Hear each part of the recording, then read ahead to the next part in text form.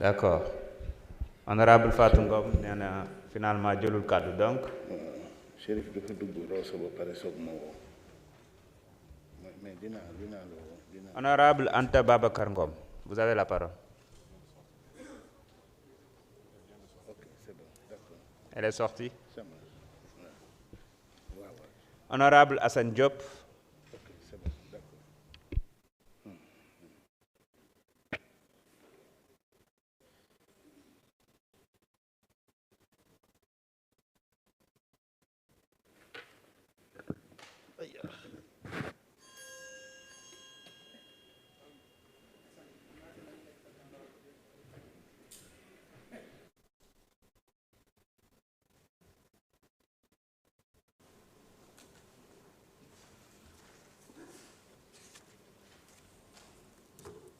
Merci président.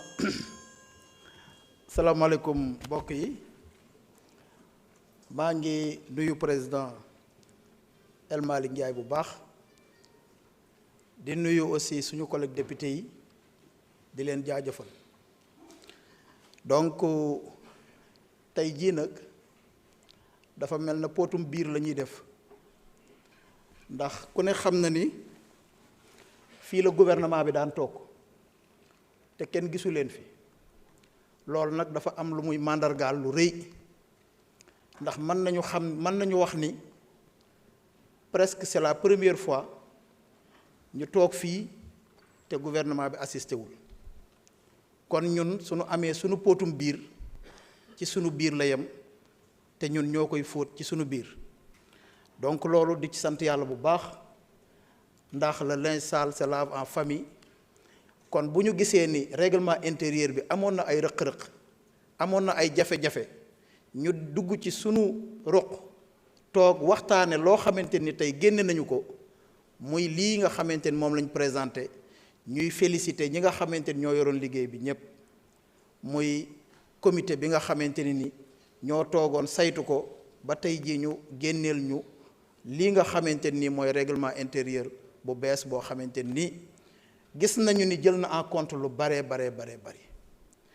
kon dañ ciy sant yàlla di wax ne nag ñun de benn inquiétude rek lañ am mooy li nga xam ni dafa ne ci règlement intérieur bi président ñu ngi lay ñaan à ce que ñu appliquer ko ndax loolu kat moo nuy permettre ñun ci suñu jëmmi bopp buñ ko bëggee appliquer ci keneen mu mën a yomb ndax tey jii ku ne xam na ni ku mel na Abdoulaye Sylla nga xam ni entrepreneur la moo yor Ecotra SA yor ay marché yoo xamante nii marché état la te ba fii may waxee ak yéen dafa mel na génnagul ci assemblée bi wala mu démissionné te yaakaar naa ni démission bi wees na kon moom noonu mu ñëwee nekk ba léegi député nekk chef d'entreprise noonu la amee ñeneen ñoo xamante ni man jàpp naa ni yoon génne na leen kon ñooñu nañ leen saytu càmbar leen xool ñeneen ñoo xamante ni nii am nañu jotug mën a liggéeyal askan wi ñu indi leen fii ñu ànd ak ñun ci liggéey bi parce que nag yomb na trop boo doo ñëw ci commission doo dem ci benn engagement boo xamante ni nii ci parlement yi la doo dem aussi ci loo xamante ni liggéeyu parlement la ba pare nag nekk ci siège u assemblée nationale di ko occuper loolu man yaakaar naa ni war nañ ci jël ay mesures ba lépp loo xamante ni war nañ ko cee dindi ñu teggi ko ba mu set donc di wax ni ci loolu incompatibilité bi nañu ko doxal parce que nag ay article la yoo xamante ni bu ñu waxee ni 126 127 article 128 ba 132 mu ngi wax ci incompatibilité kon am na ñoo xamante ne ni li ñuy liggéey c'est incompatible ak seen mandat wu député ñooñu nag nañu jël ay mesures ci ñoom régler seen problème ñi nga xamante ni am nañu jotug liggéeyal askan wi ñu bàyyi leen ñu dellu si fii liggéeyal askan wi donc président loolu moo nekkoon kàddu yi di la jaajëfal bu baax ci liggéey bi rafet na sell na di la ñaanal yàlla defal ñu ndam ñun ñëpp jërë ngeen jëf.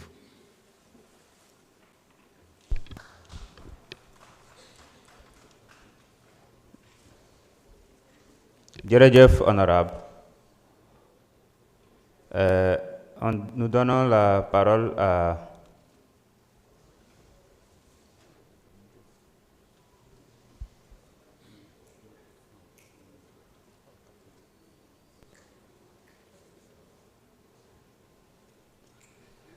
Amadou Lamine Diouf.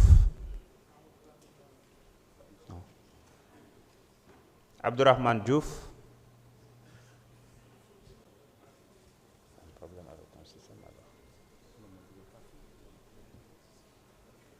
Évidemment, on a inséré leurs cartes, même s'ils ne sont pas là. Je pense qu'il y a des...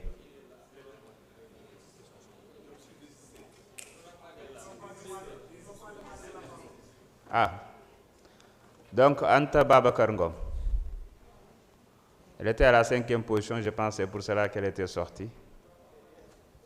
Voilà.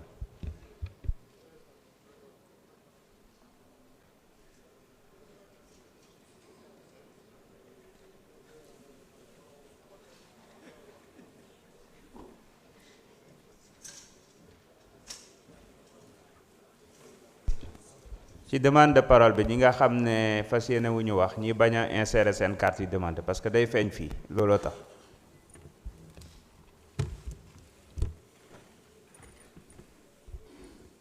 Monsieur le Président, chers collègues, ce que nous examinons aujourd'hui n'est pas simplement un texte technique. C'est notre règle du jeu, ici, à l'Assemblée nationale. C'est le document sur lequel nous allons nous appuyer pour travailler, pour encadrer notre manière de débattre, de voter, de contrôler et de faire vivre la démocratie. Je tiens d'abord à saluer le travail accompli. Il y a eu un vrai effort collectif, à mon sens, du comité ad hoc, des présidents de groupes parlementaires, de la commission des lois, pour aller vers une réforme utile, une réforme partagée et respectueuse des équilibres politiques. Le texte apporte des avancées réelles que je soutiens pleinement.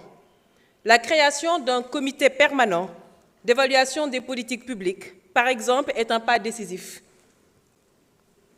On donne enfin un cadre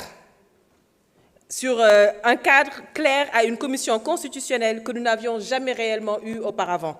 Et c'est à saluer. Je salue aussi la réforme des commissions d'enquête avec des pouvoirs élargis et mieux encadrés, le renforcement de la procédure sur l'immunité parlementaire, la création de la chaîne parlementaire et le rôle renforcé de la conférence des présidents.